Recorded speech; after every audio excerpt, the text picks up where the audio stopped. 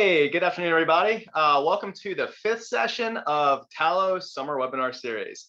We are definitely excited to have you here today, and it's time to start thinking about all your favorite sport teams do, which means looking for talent earlier and building your pipeline sooner to ensure you will have a winning future. Join us for a series of sessions focused on how colleges and corporations can plan for a successful recruiting season and develop a solid early talent pipeline strategy. My name is Shay Tai, and I'm the Vice President of Engagement for Talo. And joining me today is Nicole Moses-Milner, the Senior Manager of Diversity, Equity, and Inclusion at the J.Crew Group.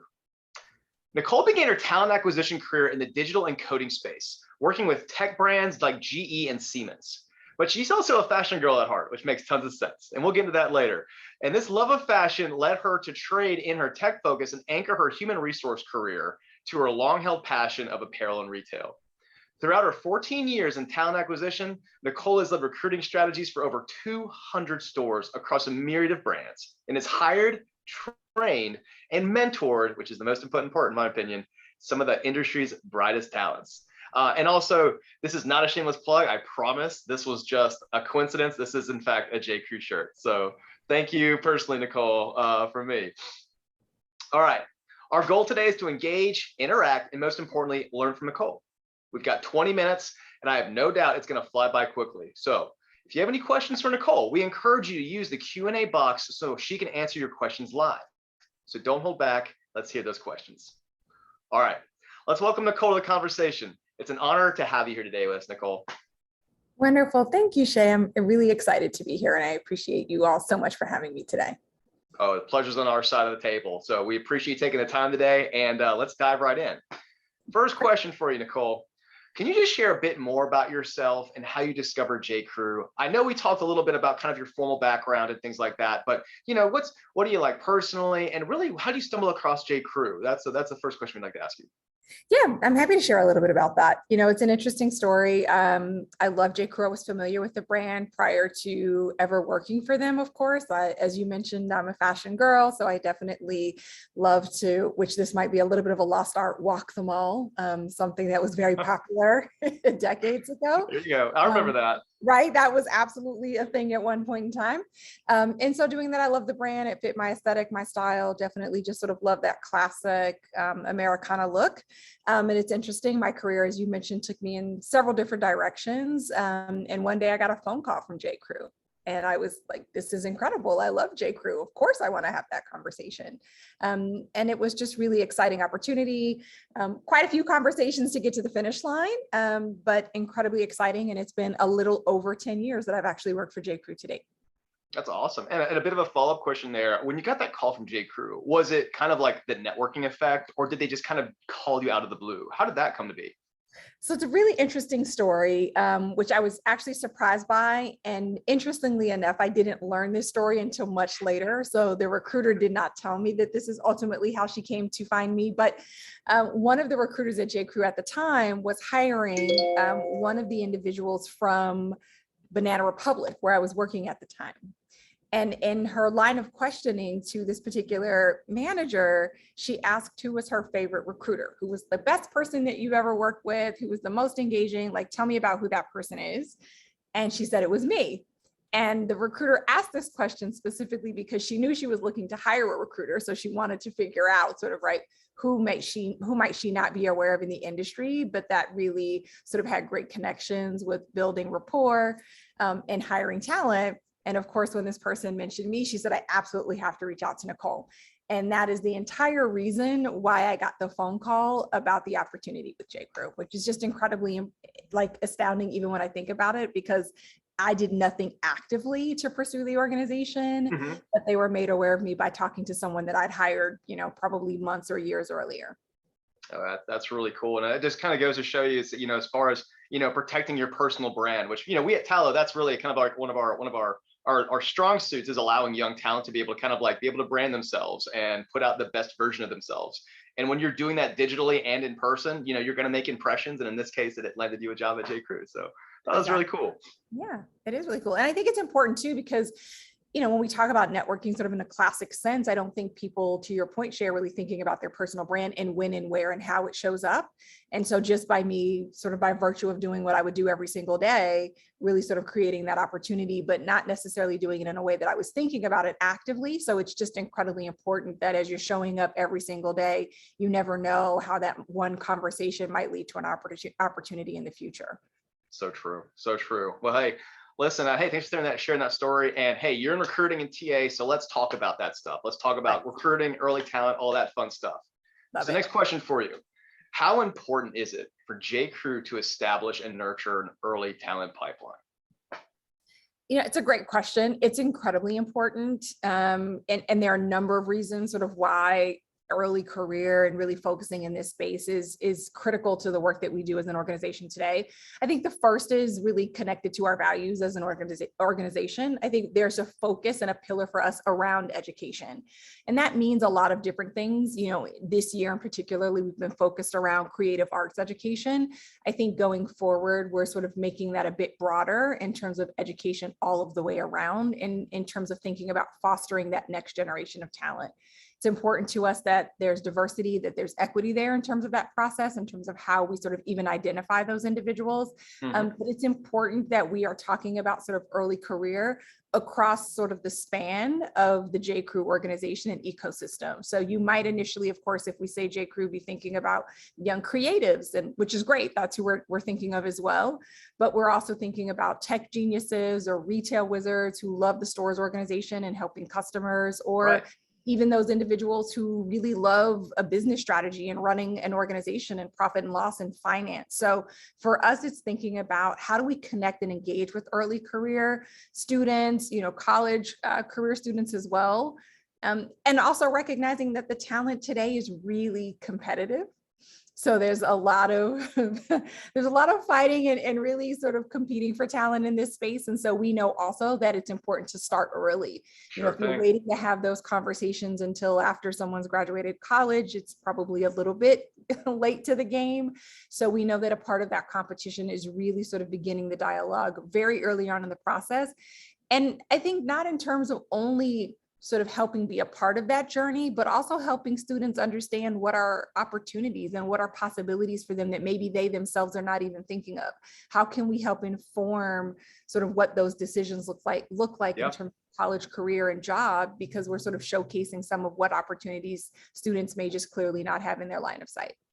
And that last point is so interesting, right? Is because when you talk about like perception of an industry, right? When you think of like maybe J.Crew, it's like, oh well, they're fashion and retail, so that's all they have, right? But no, that's not true. You have UI UX, you have IT, you have web designers, you have manufacturing, you have everything, right? Yes. And it's important for people to realize that. And listen, we appreciate that as soon as people think of us, they think of clothing. We love that. That's incredible. And that sort of speaks to the branding and the marketing.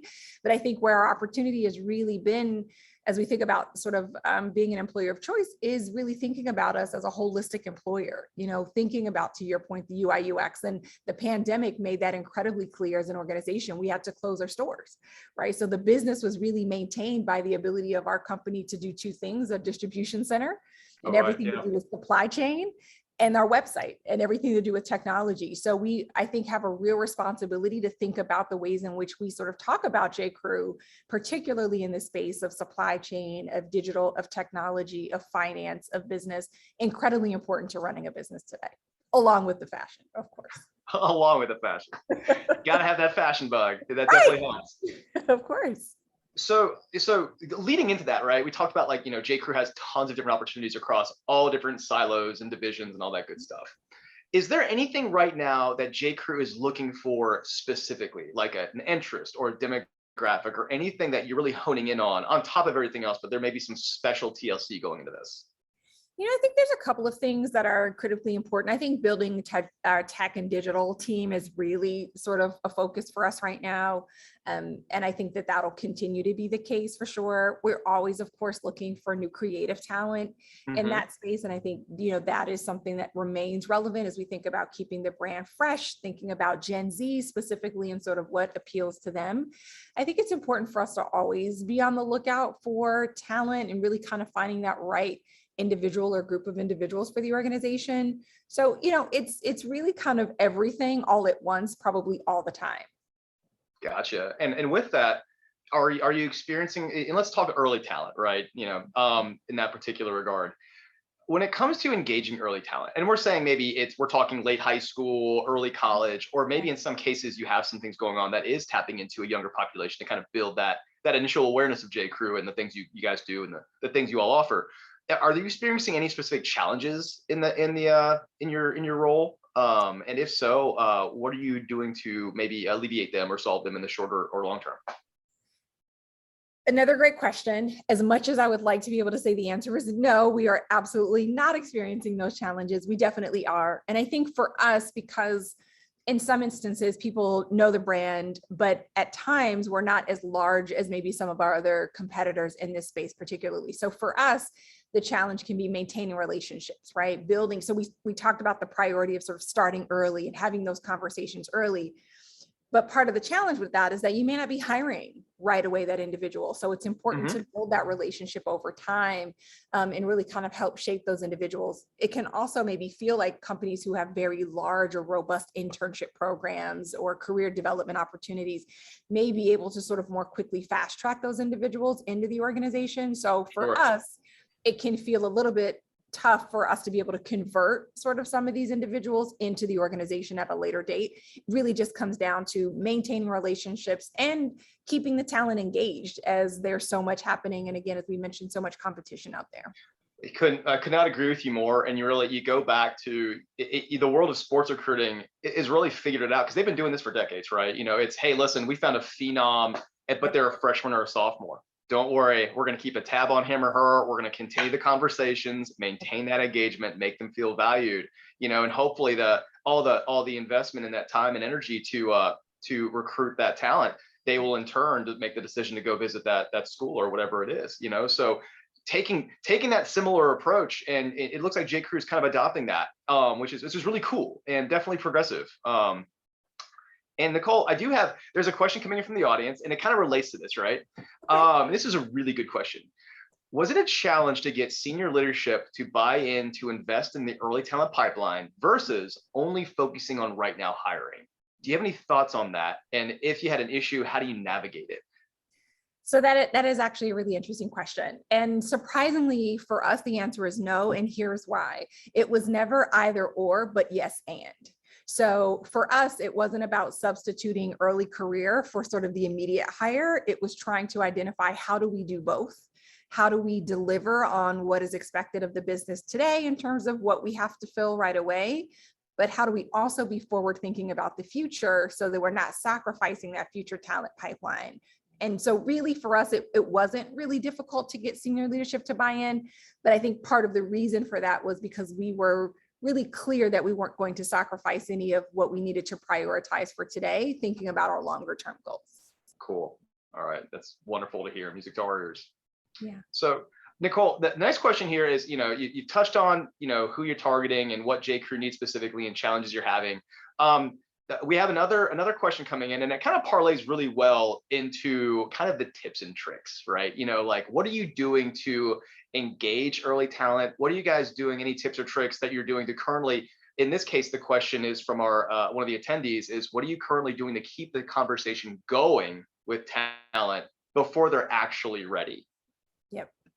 Yeah, that's a great question. And this is probably where that relationship building is important and also not easy to do, because when your TA team or your recruiting team have so many priorities in terms of their day-to-day workload, and there might be companies who have large teams who are able to ultimately have just dedicated early career. That's not sort of the situation where we are. So our recruiting team holistically manages everything. But we also are fortunate enough to have an operations team and some support that is able to help us maintain those relationships. So we don't have as formalized of a process. We do have an internship program for rising juniors or rising seniors at J.Crew, and we really sort of work to keep them engaged throughout that process and look to offer right away. If you're talking about maybe those students who are freshmen or sophomores or juniors, I think for FY23, we're really thinking about expanding our internship program beyond just rising seniors. It's felt in the past that was probably the appropriate way to go forward, but to this question, it doesn't feel robust enough. So for us, it will really be expanding beyond rising seniors to include rising sophomores and juniors so that we can expand and have our interns return year over year, as well as bring in new, so that by the time that they're ready to graduate, we've brought them into the company, the brand DNA is there, and we're ready to make them a full-time offer. So for us, it's really expanding that internship program beyond rising seniors that will help. I love that. And brand DNA, someone write that down. That's a great way to put it. Having them come in year over year, have them experience, build the relationships, build the rapport. And then once you're in the family, it's that loyalty is created and that comfort is created. And that's what it's all about. So kudos to that. Okay, so let's go back, Nicole, to where your specialty is, and that's diversity, equity, inclusion. So could you share more about your efforts with J.Crew on your DEI goals, and also specifically, we'd love to learn more about an open to all initiative that you spoke of last time we chatted.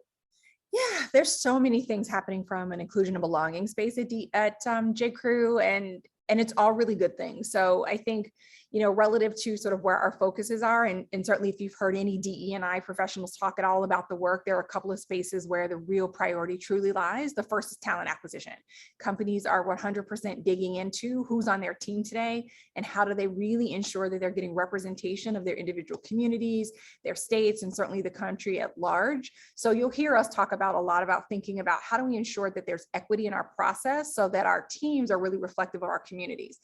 Specific to Open to All, it's really sort of kind of leading into that work, as Open to All is a coalition. And if you're not familiar, please look it up. It's incredible. This organization is dedicated to ensuring equity for shoppers across the board so that everyone has an incredible shopping experience. And there's just been a real reckoning and a recognition that that's not been the case historically. And so J.Crew partnered with companies like Sephora and Levi and Gap Inc.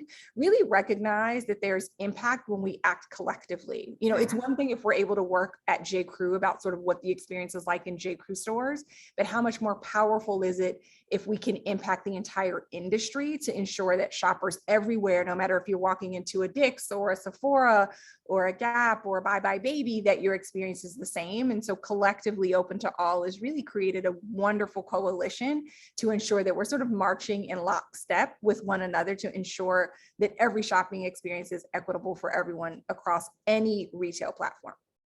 I love the initiative. That's great. We appreciate you sharing more of that out. We're live. Thank you for sharing more about that with us. Yes. So what we're gonna do, and like I said, 20 minutes goes by super quick. We're gonna try to sneak in 2 more questions, okay? Sure. Here's the first question. It's another audience member, and this is really tapping into your mentorship side, Nicole. What is your best piece of advice to Gen Z when they are trying to figure out what they want to do when they grow up? Oh, that's so interesting. I have a Gen Z that lives with me. So I'm going through this in real time with a 17-year-old. So, there's a couple of things that immediately come to mind. The first is it's okay if you don't know. It's really okay if you don't have it all figured out. And I know that there are certainly people who, are very young and already have that track, but I think it's okay to explore and be curious. I think curiosity is incredibly important to identify. I got a piece of advice years ago, and I think this has helped me so much. You probably will find out what you don't want first before you find out what you do. And I think that's a very important part of the journey. So take your time, don't feel pressure to immediately have the solve at an early stage in your life, but be curious and try a bunch of different things. And I think you'll ultimately find your way to where you're meant to be. Nicole, I think it's great advice. I could not agree with you more. That's the advice I have followed. And it's funny, I'm one of those people. I have a degree in landscape architecture. So I was a land planner and community planner for a number of years. And then I was magically whisked away into the tech space through a serendipitous, things that occurred in my life. And I've been in tech longer than I've been in land planning. So but it's one of the things, like, you don't know until you try, and it's okay to switch careers. It's okay not to know. It's okay to try things out, and it makes for a better, more well-rounded employee overall, because you're kind of more of a generalist. You have a nice belt of skills. So love that advice. Okay, so one final question. All right, here we go. What do you want early talent to know about J.Crew? It's fun. It is an incredible, fun environment. You know, I think I describe it very much like our stores, depending upon what your experience is. But there's a bit of not taking ourselves too seriously. There's a bit of a suit and a sneaker combination, a polka dot and a paisley. You know, if for us, I think our brand DNA is really about, of course, great fashion, but also really sort of with a twist and fun. So if you've ever considered our brand, know that it is an incredibly fun, laid back, exciting, and kind of cool place to work. Well, Nicole, you know, if the J.Crew is half as cool as you, and I think it's going to be a really fun place for these young people to work. So we really appreciate your time today, and it looks like we're just a little over time. So we apologize if we went a little over. We hope a lot of you were able to stay with us, and we know it's the middle of the day. So thank you for giving us a few minutes of your time, and Nicole, thank you for allowing us to learn from you. So we've got Nicole's contact information on the screen. There were a couple more questions that came through that unfortunately we couldn't get to, but don't worry, we're going to shoot them over to Nicole and make sure that she has those. And she is happy to answer any of them. Also, make sure that you sign up and join us for our next session. You're not going to want to miss this. It's on July 28th. We're going to hear from Dr. Carrie L. Franson at the USC School of Pharmacy, where she's going to share with us how that school within the university recruits for specific types of talent, not just pharmacy interested talent, but students who may be a good fit but have no idea that pharmaceuticals may be somewhere where they want to explore. So tune in July 28th for that. Thank you all for joining. Nicole, thanks again, and everyone have a great week. Thank you.